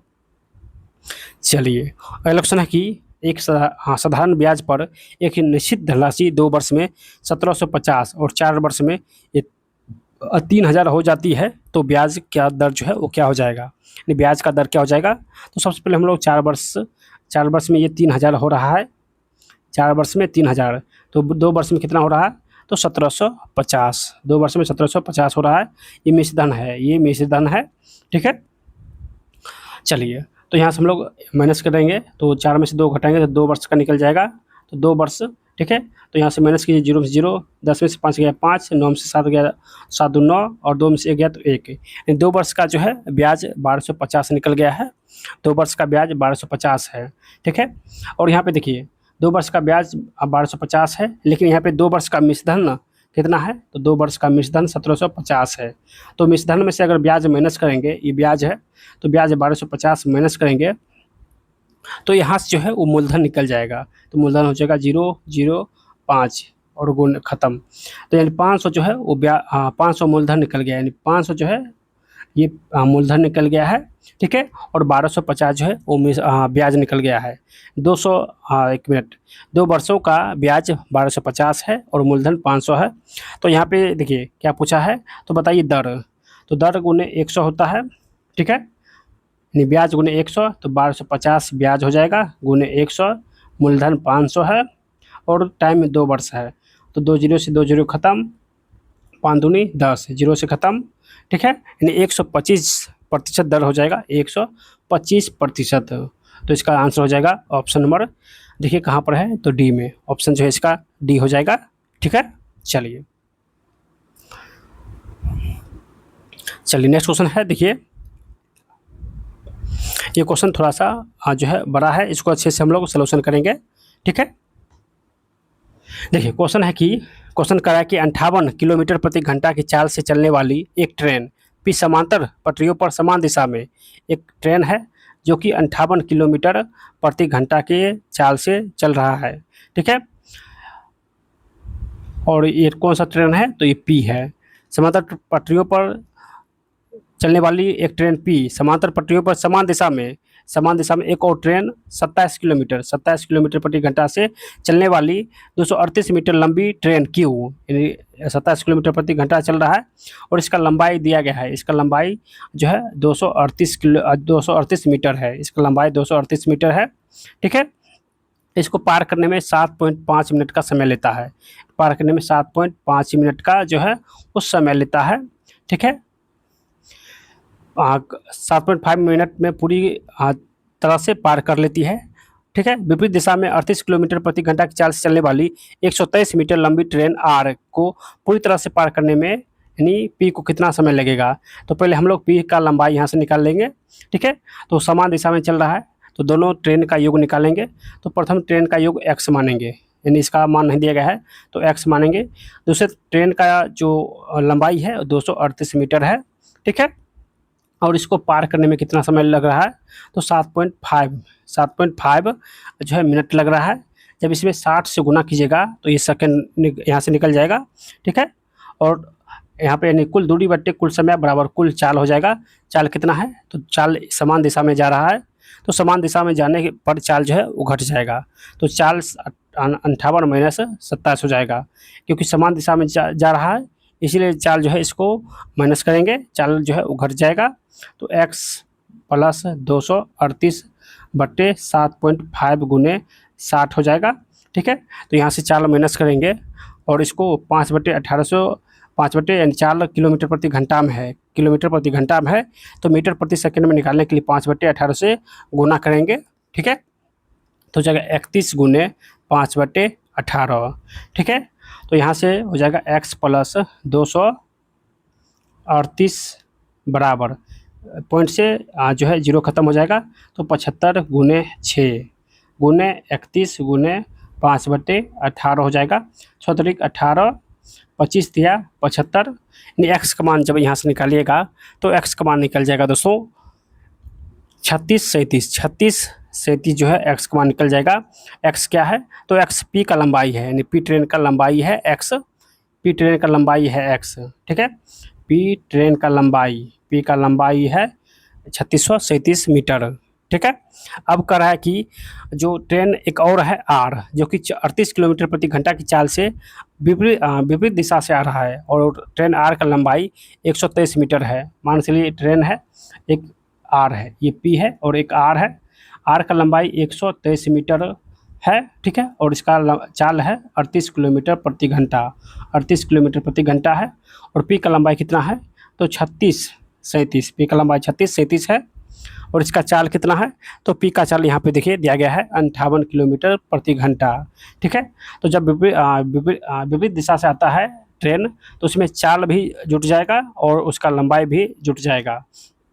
तो लंबाई का यहाँ पे हम लोग जोड़ेंगे, तो 36 37 प्लस दूसरे ट्रेन का लंबाई है 123, ठीक है। अब चाल जोड़िए, तो 58 प्लस 38, तो 58 और 38 को जोड़िएगा तो ये 96 हो जाएगा, यानी 58 प्लस 38, ठीक है। ये किलोमीटर में है, इसको 5/18 से गुना कीजिए तो ये मीटर पर सेकंड में निकल जाएगा। तो हो जाएगा 36 37, यानी दोनों जोड़ दीजिए तो 7 3 10 हो जाएगा, 3 2 5 1 6 6 1 7 और 3 3760 हो जाएगा, ठीक है। 8 8 16 5 3 8 1 9, 96 गुने 5/18 हो जाएगा, 96 गुने 5/18 हो जाएगा। तो यहाँ से जो है जब समय निकलेगा, यहाँ से समय निकल जाएगा, ठीक है, समय यहाँ से निकल जाएगा। तो समय जब निकालिएगा तो 141 सेकंड निकल जाएगा, 141 सेकंड निकल जाएगा, क्योंकि कुल दूरी बटे जो है चाल है, कुल दूरी बटे चाल है। तो जब चाल में दूरी में 4 से भाग दीजिएगा तो समय निकलेगा, दूरी में 4 से भाग दीजिएगा तो समय निकल जाएगा, और समय 141 सेकंड निकल जाएगा, 141 सेकंड निकल जाएगा, ठीक है। चलिए नेक्स्ट क्वेश्चन देखते हैं। क्वेश्चन है कि एक निर्माता है, ठीक है, 1 मिनट इसको छोटा कर लेते हैं। एक निर्माता को 10%, थोक विक्रेता को 15%, एक निर्माता को 10%, जबकि थोक विक्रेता को 15% और खुदरा विक्रेता को 28% लाभ होता है। तो उस मेज को उत्पादन लागत ज्ञात कीजिए, यानी उस मेज का उत्पादन लागत ज्ञात कीजिए जिसका ग्राहक के लिए खुदरा मूल्य 75,900 रुपया है। यानी जब ग्राहक इतना छूट होने के बाद, यानी इतना लाभ होने के बाद ग्राहक के पास जाता है, तो ग्राहक जो है वो 7500 यानी 75,900 रुपया पेमेंट करता है, ठीक है। तो कह रहा है कि नोट निर्माता थोक विक्रेता को बेचता है, निर्माता जो है वो पहले थोक विक्रेता को बेचता है, फिर थोक विक्रेता जो है वो खुदरा विक्रेता को बेचता है, और खुदरा विक्रेता जो है वो ग्राहक को बेचता है। सबसे पहले निर्माता बेचता है किसको? तो थोक विक्रेता को, फिर थोक विक्रेता जो है किसको बेचता है? तो खुदरा विक्रेता को, फिर खुदरा विक्रेता से कौन खरीदता है? तो ग्राहक खरीदता है, लास्ट में ग्राहक खरीदता है। और ग्राहक कितना में खरीद रहा है? तो 75,900 में, 75,900 में ग्राहक जो है ये एक वस्तु खरीद रहा है, ठीक है। पहले मूल्य कितना था? तो पहले मूल्य कितना था? एक्स मान लेंगे, यही मूल्य आपसे पूछा गया है कि यानी बताइए, यानी आप बताइए कि मेज का उत्पादन लागत क्या था। तो एक्स का मान आपसे पूछा गया है, तो एक्स मान लेंगे अंकित मान, ठीक है। तो सबसे पहले जो है वो 10% के लाभ पर बेचा गया है, तो 110/100 हो जाएगा। उसके बाद 15% के लाभ पर बेचा गया है, तो 115/100 हो जाएगा। फिर 28% के लाभ पर बेचा गया है, तो 128/100 हो जाएगा। उसके बाद जो है ग्राहक को कितना मिला? तो 75,900 रुपया मिला, ठीक है। जब यहाँ से एक्स का मान निकालिएगा तो एक्स का मान जो है वो निकल जाएगा कितना? तो एक्स का मान निकल जाएगा 46,875, ठीक है। यहाँ से एक्स का मान 46,875 निकल जाएगा, जो कि ऑप्शन नंबर बी में दिया गया है, ठीक है। ऑप्शन इसका बी हो जाएगा। चलिए नेक्स्ट क्वेश्चन देखते हैं। देखिए नेक्स्ट क्वेश्चन है तालिका से, ठीक है, इसको अच्छे से पहले देख लीजिए। देखिए क्वेश्चन कह रहा है कि क्वेश्चन क्या कह रहा है? स्कूल यू कहाँ पर है? तो यहाँ पर है। स्कूल यू से कक्षा 7 में, कक्षा 7 कहाँ है? तो कक्षा 7 यहाँ है, और यहाँ पे कक्षा 7 हो जाएगा।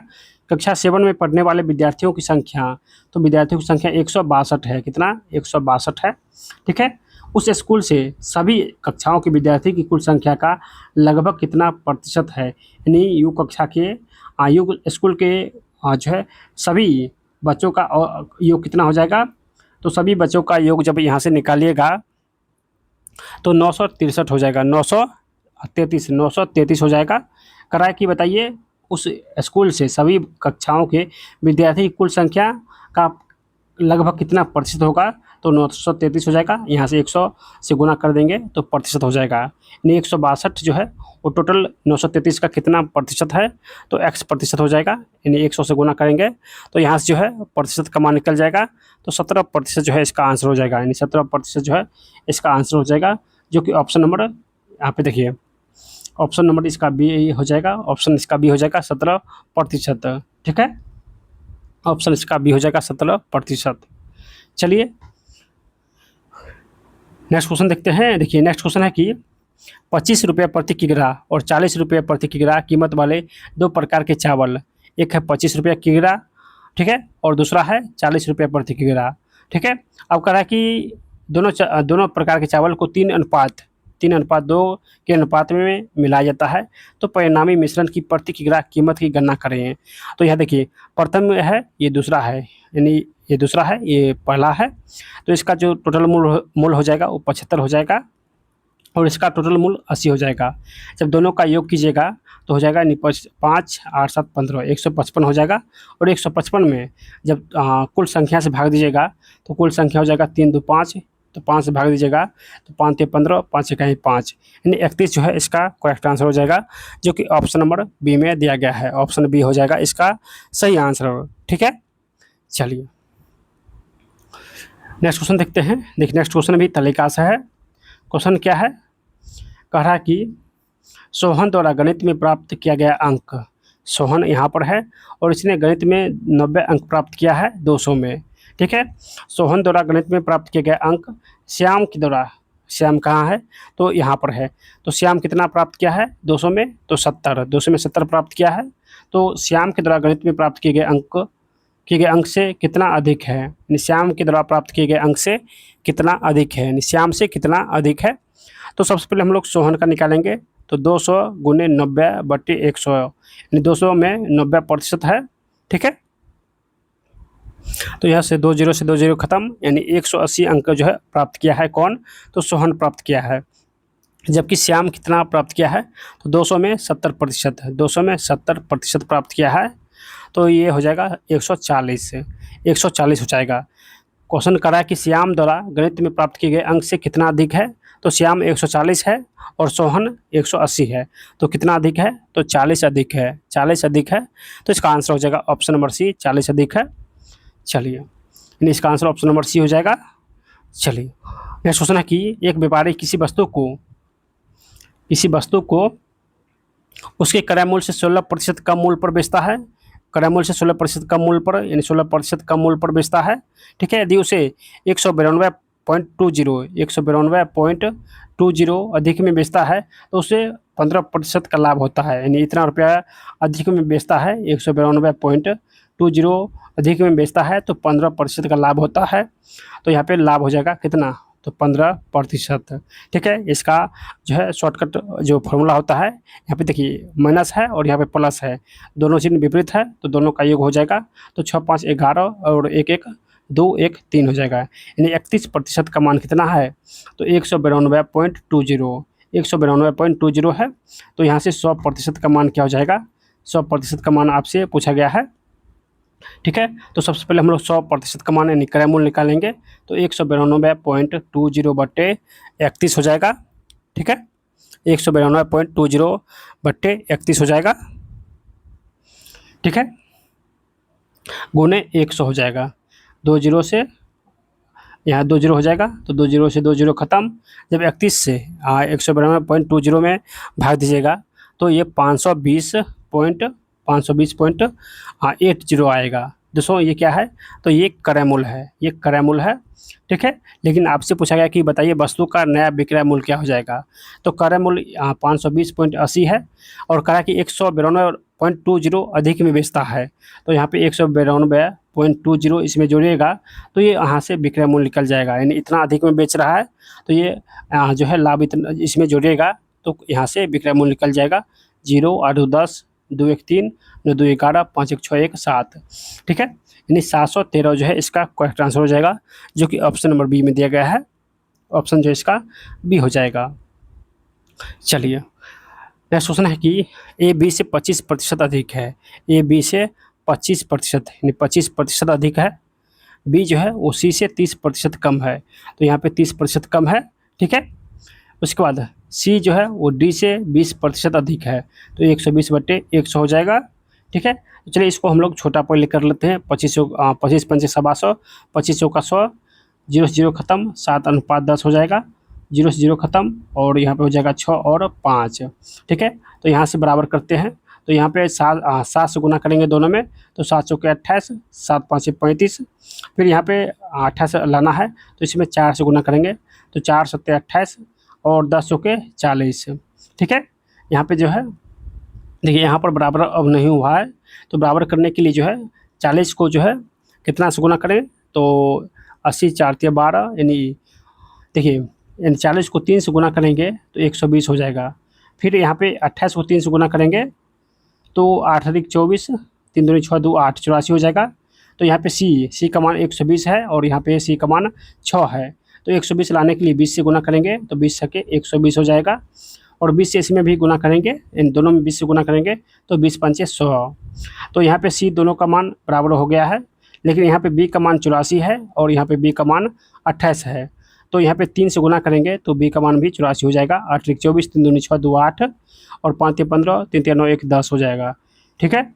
अब देखिए बी का मान यहाँ भी 84 है और बी का मान यहाँ भी 84 है, सी का मान 120 है तो यहाँ भी 120 है, तो अब सब मान जो है बराबर हो गया है। क्वेश्चन कर रहा है कि ए डी से कितना प्रतिशत अधिक है। ए का मान 105 है और डी का मान 100 है, तो कितना अधिक है, तो 5 अधिक है, 5/100 गुने 100, तो यहाँ से 100 कट जाएगा, तो 5% अधिक है, यानी इसका आंसर हो जाएगा ऑप्शन नंबर सी, 5% अधिक है। चलिए अगला क्वेश्चन देखते हैं। देखिए क्वेश्चन है कि चलिए क्वेश्चन क्या है, डायरेक्ट से क्वेश्चन है कि कह रहा है कि 2012 में जेड की कीमत 2012 में एक्स की कीमत से कितना प्रतिशत अधिक है। 2012 कहाँ पर है, यहाँ पर है, एक्स है, वाई है और जेड है। कह रहा है कि 2012 में जेड की कीमत, तो जेड की कीमत 39 है और 2012 में एक्स की कीमत, तो एक्स की कीमत जो है 31 है। कह रहा है 31 से ये कितना अधिक है, तो 31 से कितना अधिक है, तो 9 अधिक है, कितना में, तो 31 में, बटा 31 गुने 100 हो जाएगा, ठीक है। तो यहाँ से भाग दीजिएगा, तो यहाँ से भागफल जो है कितना निकल जाएगा,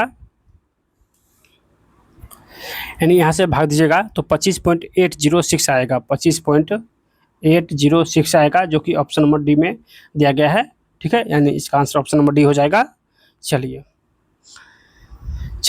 अगला क्वेश्चन देखते हैं। देखिए एक्स और वाई का मान है 2:3, यानी जहाँ पर एक्स होगा वहाँ पर 2 देना है और जहाँ पर वाई होगा वहाँ पर 3 देना है। तो यहाँ पे देखिए 4x + 3y बट्टे 2x + 5y लिख सकते हैं।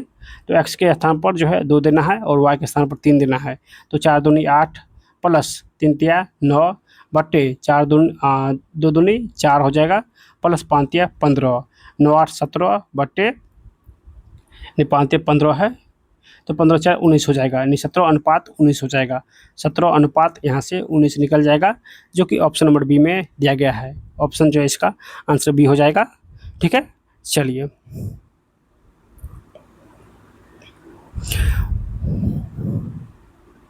देखिए अगला क्वेश्चन है कि ए बी सी व्यापार में साझेदार है जिसकी कुल जो है पूंजी है 33,000, यानी एक मिनट, देखिए ए + बी + सी तीनों का पूंजी है 33,000, ठीक है। कह रहा है कि उन्हें वर्ष के अंत में 15,000 रुपये का लाभ हुआ, इन तीनों का लाभ कितना हुआ, तो 15,000 रुपये का लाभ हुआ, जिसे उनकी पूंजी का अनुपात में विभाजित किया जाता है। लाभ में से हिस्से के तौर पर ए को 4500 रुपया मिला, यानी लाभ कितना हुआ, तो ये लाभ हुआ 15,000, जिसमें ए को मिला 4500, ए को 4500 मिला, ठीक है। बी को मिला है 5500, बी को 5500 मिला है, यानी ए को 4500, बी को 5500। जब दोनों का योग कीजिएगा तो 10,000 हो जाएगा, ठीक है। इन 10,000 हो गया है, तो बचा है सी के लिए 5,000, सी के लिए 5,000 बचा है। तो यहाँ से हम लोग ए बी सी का रेशियो निकालेंगे, तो 2 0 से 2 0 खत्म, 5 9 45, 11 5 55 और 5 2 50, 9:11:10 हो जाएगा। और जो रेशियो लाभ का होता है वही रेशियो जो है मूल्य का भी होता है, यानी मूल राशि का भी वही रेशियो होता है जो कि लाभ का होता है। तो 9 11 और 10 तो हो जाएगा 20 10 30, टोटल जो रेशियो का योग हो जाएगा 30, और इसका योग जो है कितना दिया गया है 33,000, ठीक है, 33,000 है। तो 0 से 0 खत्म, 11 33, 1100 हो जाएगा। अब पूछा गया है कि सी की पूंजी बताइए, सी की पूंजी बताइए, तो सी 10 है, सी 10 है, तो यहाँ पे 10 से गुना करेंगे तो 11,000 हो जाएगा, यानी ऑप्शन जो है इसका हो जाएगा ए, ऑप्शन जो है इसका ए हो जाएगा 11,000, ठीक है, जो कि ऑप्शन नंबर ए में दिया गया है। चलिए नेक्स्ट क्वेश्चन है कि देखिए क्वेश्चन क्या है, जब डेटाबेस में एक नया रिकॉर्ड डाला जाता है या अपडेट किया जाता है तो इंडेक्स का क्या होता है। जब डेटाबेस में एक रिकॉर्ड डाला जाता है या अपडेट किया जाता है तो इंडेक्स का क्या होता है। तो इंडेक्स का भी अपडेट करने की आवश्यकता होती है, यानी इंडेक्स का भी जो है अपडेट करने की आवश्यकता होती है। आंसर ऑप्शन नंबर बी हो जाएगा, ठीक है। चलिए अगला क्वेश्चन क्या है, लिस्टन शब्द के अक्षर का उपयोग करके कौन सा शब्द बनाया जा सकता है, यानी इसमें जो शब्द है इसी का उपयोग करके कौन सा शब्द बना सकते हैं। तो देखिए ऑप्शन इसका ए हो जाएगा साइलेंट, एस है तो एस यहाँ पर है, आई है तो आई भी यहाँ पर है, एल है तो एल भी यहाँ पर है, ठीक है, ई यहाँ पर है तो ई भी है, एन है तो एन भी है, और टी है तो टी भी है, यानी इसमें सारे शब्द है। तो लिस्टन से जो है साइलेंट बन सकता है, तो इसका आंसर ऑप्शन नंबर ए हो जाएगा, ठीक है, ऑप्शन जो है इसका ए हो जाएगा, ठीक है।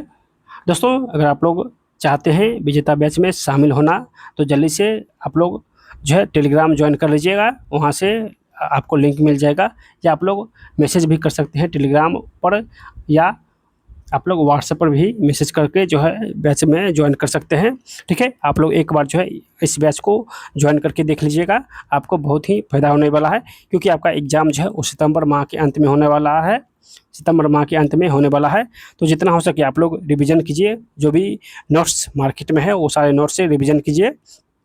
अगर आपके पास नोट्स नहीं है तो आप लोग हमारे टेलीग्राम से ले सकते हैं, बस आपको 99 में जो है पेमेंट में आपको सब कुछ मिलेगा। तो एक बार जो है एक छोटा सा प्रयास है, आप लोग इसमें सहयोग जरूर दीजिएगा, ठीक है। और इस वीडियो के बारे में अपनी राय जो है कमेंट के माध्यम से हमें बता सकते हैं, ठीक है। दोस्तों जल्द ही हम लोग किरण का भी प्रैक्टिस सेट स्टार्ट करने वाले हैं, तो आप लोग चैनल को जल्दी से जल्दी सब्सक्राइब कर लीजिए, ताकि उसका वीडियो जैसे ही अपलोड होगा नोटिफिकेशन आप लोग को मिल सके। तो सभी लोग इस वीडियो को अधिक से अधिक शेयर कीजिएगा। हम लोग टारगेट रखे हैं सिर्फ 1000 लाइक का और 1000 सब्सक्राइब का, ठीक है। तो जितना हो सके आप लोग टारगेट को हिट कीजिए, आप लोग को और भी प्रैक्टिस जो है करवाया जाएगा, जितने भी मार्केट में प्रैक्टिस सेट आएगा सभी का, ठीक है। बस आप लोग का सहयोग चाहिए, तो सभी लोग सहयोग जो है वो ज़रूर दीजिएगा, ठीक है। चलिए तो मिलते हैं दोस्तों नेक्स्ट वीडियो में, तब तक बाय।